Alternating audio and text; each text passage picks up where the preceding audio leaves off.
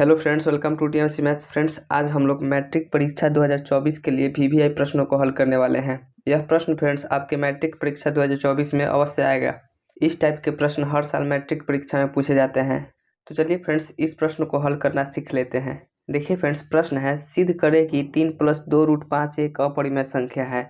इस प्रश्न को आपको सिद्ध करना है कि 3 + 2√5 जो है एक अपरिमेय संख्या है। तो फ्रेंड्स, इस प्रश्न को हम लोग विरोधाभास के नियम से बनाएंगे। जैसे यहाँ पर दिया हुआ है कि 3 + 2√5 एक अपरिमेय संख्या सिद्ध करना है, तो हम इसको मान लेंगे फ्रेंड्स कि यह एक परिमेय संख्या है, मतलब इसका उल्टा मान लेंगे, मतलब इसका हम लोग विरोध करेंगे। तो चलिए फ्रेंड्स, इसको हम लोग स्टार्ट करते हैं। देखिए फ्रेंड्स, सबसे पहले हम लोग मान लेंगे कि 3 + 2√5 जो है एक परिमेय संख्या है। तो हम लोग लिखेंगे फ्रेंड्स, माना 3 + 2√5 एक परिमेय संख्या है।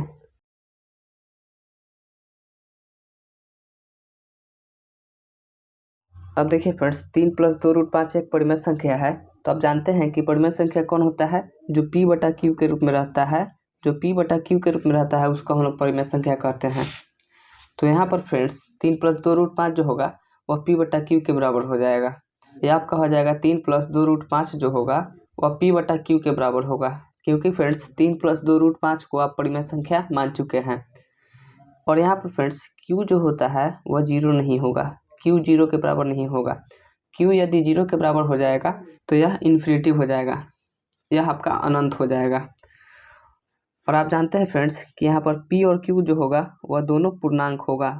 p और q दोनों पूर्णांक होगा। अब देखिए फ्रेंड्स, अब हम लोग क्या करेंगे, देखिए यहाँ पर 3 है ना फ्रेंड्स, तो 3 को बराबर के उधर साइड हम लोग भेजेंगे। तो 3 जो है यह प्लस में है, तो बराबर के उधर जाएगा तो यह माइनस में हो जाएगा। तो यहाँ पर बचेगा फ्रेंड्स सिर्फ 2√5। 2√5 बराबर p/q है, तो p/q। अब यह +3 उधर गया है तो माइनस में 3 होगा। अब देखिए फ्रेंड्स, अब हम लोग क्या करेंगे, इस 2 को भी उधर भेज देंगे। तो यह 2 जो है यह आपका गुना में है, 2 आपका गुना में है, तो 2 गुना में है तो बराबर के उधर जाएगा तो यह भाग में हो जाएगा। तो यह आपका हो जाएगा फ्रेंड्स √5 बराबर p/q, और यह 2 यहाँ पर आ जाएगा।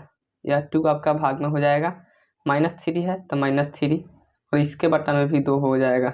अब देखिए फ्रेंड्स, अब आप ध्यान से देखेंगे तो यह p/q के रूप में है, यह p/q के रूप में है। तो यह जो संख्या है यह आपका परिमेय संख्या है, यह आपका क्या है, परिमेय है।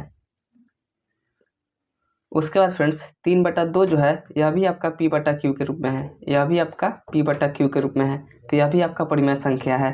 जो संख्या p/q के रूप में रहता है उसको हम लोग परिमेय संख्या बोल देते हैं। तो 3/2 जो है फ्रेंड्स यह p/q के रूप में है, तो यह आपका परिमेय संख्या है। तो यह भी आपका परिमेय संख्या है। और आप जानते हैं फ्रेंड्स कि परिमेय संख्या में परिमेय संख्या को घटाएंगे तो हम लोग को क्या मिलेगा, परिमेय संख्या ही मिलेगा। हम लोग को परिमेय संख्या ही मिलेगा। यहाँ पर फ्रेंड्स परिमेय संख्या में से परिमेय संख्या को घटा रहे हैं तो हम लोग को रिजल्ट क्या मिलेगा, परिमेय संख्या ही मिलेगा। तो कहने का मतलब है फ्रेंड्स कि बराबर के राइट साइड जो है, बराबर के राइट साइड आपका परिमेय संख्या है। अब देखिए फ्रेंड्स, अब यहाँ पर 5 क्या है, 5 एक आपका अभाज्य संख्या है। तो हम लोग लिखेंगे फ्रेंड्स, चूंकि 5 एक अभाज्य संख्या है। ध्यान से समझेंगे फ्रेंड्स, 5 आपका क्या है, अभाज्य संख्या है। तो यहाँ पर लिखेंगे फ्रेंड्स हम लोग, चूंकि 5 एक अभाज्य संख्या है। अब देखिए फ्रेंड्स, 5 एक अभाज्य संख्या है तो इसलिए 5 क्या होगा, पूर्ण वर्ग नहीं होगा। 5 पूर्ण वर्ग नहीं है, 5 पूर्ण वर्ग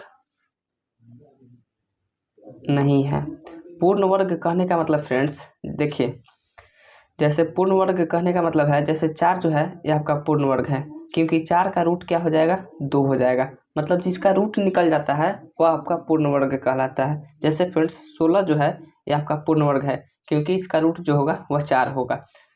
मतलब इन दोनों संख्याओं का रूट निकल जा रहा है, इसलिए यह दोनों संख्याएं पूर्ण वर्ग है। लेकिन फ्रेंड्स 5 का रूट नहीं निकलेगा। 5 का रूट आप निकालने जाएंगे तो दशमलव में निकलेगा, इसलिए यह आपका पूर्ण वर्ग नहीं है। तो अब लिखेंगे फ्रेंड्स, इसलिए √5 एक अपरिमेय संख्या है।